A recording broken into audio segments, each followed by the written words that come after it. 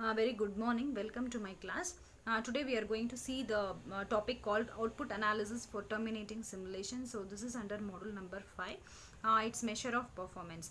So now we will see output analysis for terminating simulation. So we have to consider the terminating simulations over a period of time, y1, y2, etc. Some variables we can take, and here we have to go for the output analysis. Either it may be fixed or random, and we have to estimate the formula theta is equal to E of 1 by n summation I is equal to 1 to n and yi. So based on this formula we can go for the output analysis, and we have to measure how well the simulation runs.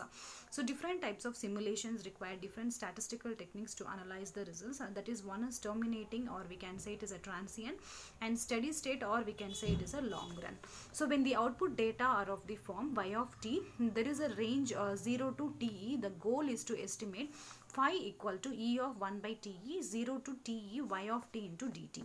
So the method used in each case is the method of independent replication. So the simulation is repeated a total of r times. So each run using a different random number stream and independently chosen initial conditions, like we can say, which includes the case that all runs have identical initial conditions. We now address this problem call. We can go for the statistical background in next slide. So we can see this terminating.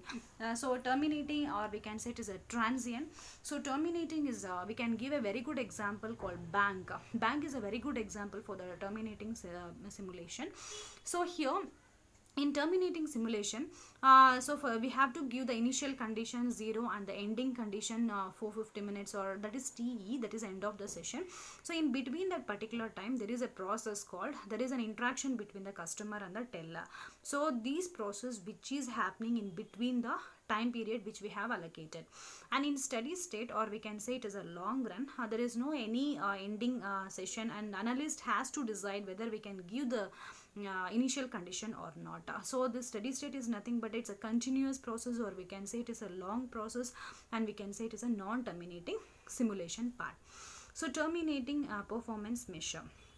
Here in terminating simulation, this simulation will finish at a given event, and initial conditions have a large impact. Example, queue starts with no customers present over here.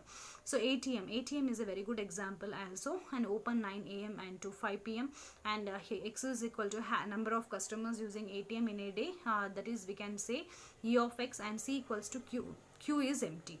So now output of a terminating simulation. What is a goal? So we can calculate E of x, and there is an approach, there is an ID duplications, and we can find the average of those duplications. So this is the main formula to go for this, and x bar n equal to 1 by n summation I equal to 1 to n xi. So we can calculate the sample variance of x1, x2, xn. S square of n equal to 1 by n minus 1 summation I is equal to 1 to n xi minus x of n the whole square, and the sample standard deviation S of n is equal to root of s square of n. So this is the expected daily withdraw within $500. So there is a restriction and there is a limitation of taking the amount in a teller machine. So this is only the interaction between the teller and the customer, so in between the process of time.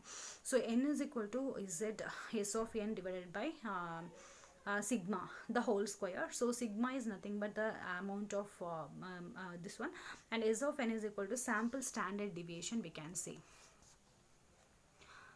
So we can open 24 hours day of this machine, and the number of customers served on the day of operation is yi. So then we can give this q is empty in C variable. So this is how we can calculate the terminating simulation. So bank or ATM is a very good example for the terminating simulation part.